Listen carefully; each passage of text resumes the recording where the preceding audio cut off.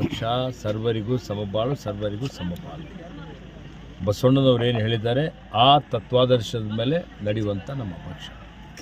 ಹೀಗಾಗಿ ಇವತ್ತು ನಾವು ಯಾವ ಜಾತಿಗೂ ಅನ್ಯಾಯ ಆಗದ ರೀತಿ ಏನು ಸರ್ವೋಚ್ಚ ನ್ಯಾಯಾಲಯದ ಒಂದು ತೀರ್ಪಿದೆ, ಆ ತೀರ್ಪಿನ ಪ್ರಕಾರ ಯಾರು ಪರ್ಮನೆಂಟ್ ಹಿಂದುಳಿದ ವರ್ಗಗಳ ಆಯೋಗ ಇದೆ ಅವರು ಹೋಗಿ ಸರ್ವೆ ಮಾಡ್ತಾರೆ, ಸಾಮಾಜಿಕ ಶೈಕ್ಷಣಿಕ ಒಂದು ಸಮೀಕ್ಷೆ ಮಾಡಿ ಆ ಸಮೀಕ್ಷೆ ಆಧಾರದ ಮೇಲೆ ಯಾವ ಸಮುದಾಯ ಎಲ್ಲಕ್ಕಿಂತ ಹೆಚ್ಚಿನ ರೀತಿಯಲ್ಲಿ ಹಿಂದುಳಿರುವಿಕೆ ಇದೆ, ಆ ಹಿಂದುಳಿರುವಿಕೆ ಆಧಾರದ ಮೇಲೆ ಪ್ರತಿಯೊಬ್ಬರಿಗೂ ಸಮಾನವಾಗಿ ಅವರಿಗೆ ಸಾಮಾಜಿಕ ನ್ಯಾಯ ಕೊಡುವಂಥದ್ದು ಸರ್ಕಾರದ ಜವಾಬ್ದಾರಿ ಇದೆ. ಸಂವಿಧಾನಾತ್ಮಕವಾದಂಥ ಪ್ರತಿಯೊಬ್ಬರ ಹಕ್ಕಿದೆ, ಅದನ್ನು ಮಾಡುವಂಥ ಕೆಲಸ ನಾವು ಮಾಡ್ತೇವೆ.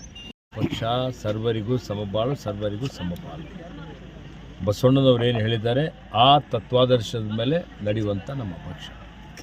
ಹೀಗಾಗಿ ಇವತ್ತು ನಾವು ಯಾವ ಜಾತಿಗೂ ಅನ್ಯಾಯ ಆಗದ ರೀತಿ ಏನು ಸರ್ವೋಚ್ಚ ನ್ಯಾಯಾಲಯದ ಒಂದು ತೀರ್ಪಿದೆ, ಆ ತೀರ್ಪಿನ ಪ್ರಕಾರ ಯಾರು ಪರ್ಮನೆಂಟ್ ಹಿಂದುಳಿದ ವರ್ಗಗಳ ಆಯೋಗ ಇದೆ ಅವರು ಹೋಗಿ ಸರ್ವೆ ಮಾಡ್ತಾರೆ, ಸಾಮಾಜಿಕ ಶೈಕ್ಷಣಿಕ ಒಂದು ಸಮೀಕ್ಷೆ ಮಾಡಿ ಆ ಸಮೀಕ್ಷೆ ಆಧಾರದ ಮೇಲೆ ಯಾವ ಸಮುದಾಯ ಎಲ್ಲಕ್ಕಿಂತ ಹೆಚ್ಚಿನ ರೀತಿಯಲ್ಲಿ ಹಿಂದುಳಿರುವಿಕೆ ಇದೆ, ಆ ಹಿಂದುಳಿರುವಿಕೆ ಆಧಾರದ ಮೇಲೆ ಪ್ರತಿಯೊಬ್ಬರಿಗೂ ಸಮಾನವಾಗಿ ಅವರಿಗೆ ಸಾಮಾಜಿಕ ನ್ಯಾಯ ಕೊಡುವಂಥದ್ದು ಸರ್ಕಾರದ ಜವಾಬ್ದಾರಿ ಇದೆ. ಸಂವಿಧಾನಾತ್ಮಕವಾದಂಥ ಪ್ರತಿಯೊಬ್ಬರ ಹಕ್ಕಿದೆ, ಅದನ್ನು ಮಾಡುವಂಥ ಕೆಲಸ ನಾವು ಮಾಡ್ತೇವೆ. ಪಕ್ಷ ಸರ್ವರಿಗೂ ಸಮಬಾಳು, ಸರ್ವರಿಗೂ ಸಮಪಾಲು.